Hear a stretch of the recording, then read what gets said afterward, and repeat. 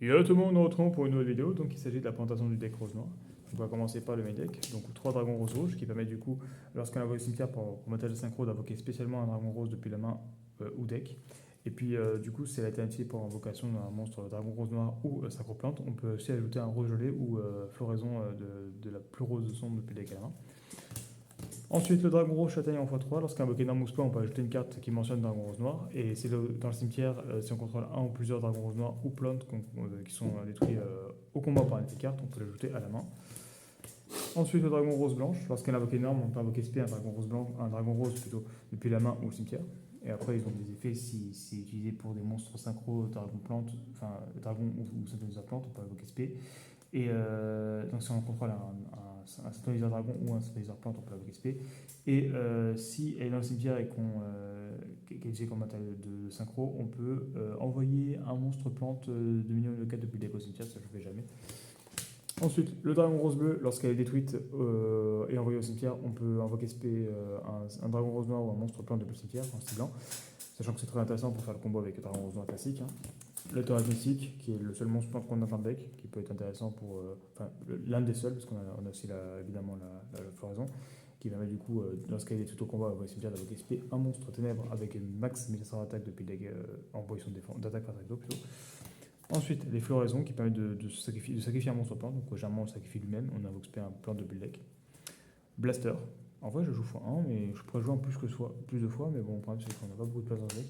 Et qui permet du coup de défausser avec un monstre feu pour pouvoir péter une carte sur le terrain et de bannir du coup des monstres dragons ou feu pour pouvoir se spé, donc ça fait toujours un monstre de niveau 7 sur le terrain. Le dragon son métallique que je joue aussi x1 alors qu'il est x3, mais bon, pareil, pas beaucoup de place dans le deck, qui permet de ban un dragon pour pouvoir se spé et spé un dragon depuis le cimetière ou la main.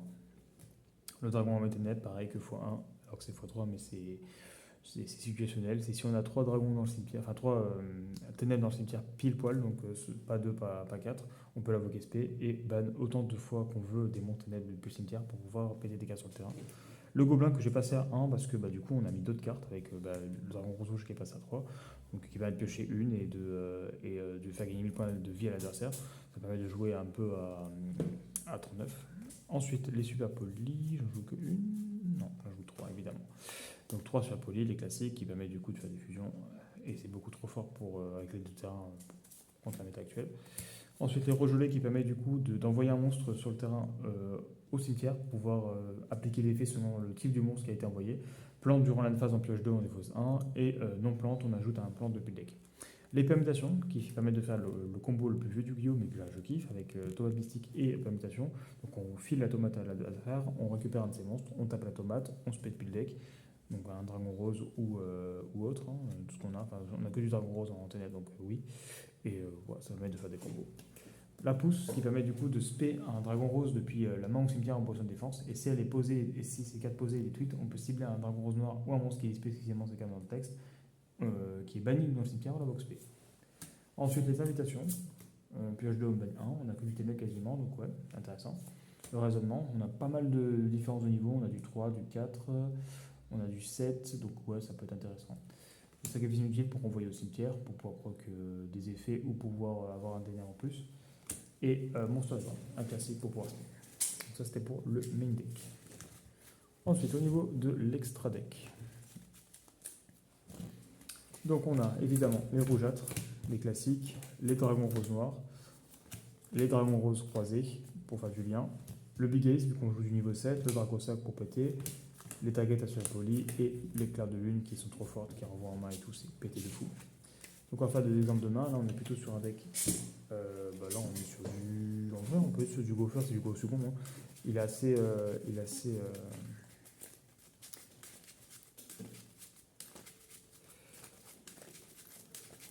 on peut jouer sur les deux, clairement.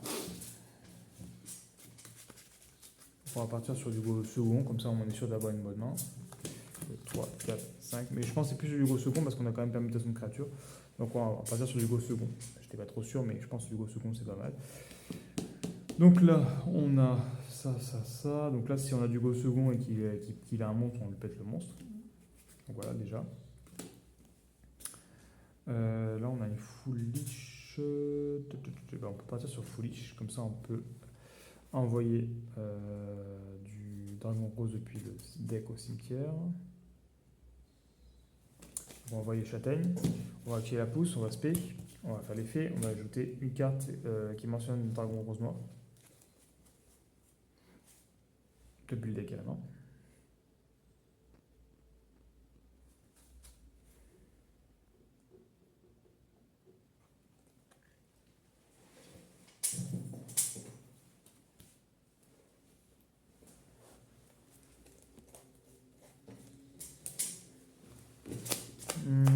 En vrai, est-ce qu'on aurait pu faire ça en vrai, on pourrait envoyer plutôt. Parce que si on norme lui et qu'on fait une synchro 7, c'est peut-être mieux en vrai. Mais qu'est-ce qu'il y a de mieux en vrai Parce qu'on a un dragon rose bleu, châtaigne à la rigueur. Bon, on envoie châtaigne. On va spé châtaigne à la place. Du coup, tac tac tac tac tac, on s'en fout de son effet. On va juste norme, on va faire une synchro 7. On va partir sur lui. Comme ça, on va pouvoir proc les effets de E. Donc, tac tac tac tac tac. Donc ça, on s'en fout. Quoique non, on va faire l'effet. Ah non, ouais, c'est très bien. On va faire l'effet, envoyer ça. Donc ça fait on va avoir un monstre plante. Donc pour une fois, on fait l'effet du dragon rose blanche. Et lui. Et du coup, on va faire l'effet, on va utiliser la regelée. Après, bon, on met 3 ténèbres au cas où pour avoir pour essayer de doper du coup le, le dragon en main ténèbres. Donc comme ça, au moins, on est sûr de pouvoir faire un truc. Donc là, on a le dragon clair de lune. Donc donc déjà, quand il est invoqué, on peut remonter un monstre adversaire. Et s'il invoque P un monstre de niveau 5, on peut le remonter à 1. Donc sachant qu'on a regelé, on peut la 7. On a déjà le norme, on a juste une phase, et puis voilà. Puis on a aussi Blaster, ok, on aurait pu même ban. Hein. Genre on a pu ban les deux, faire Blaster, mais bon, il fait un X6 dans 7 par exemple. Mais bon, ça dépend des situations. Ouais. On va faire un deuxième exemple de norme.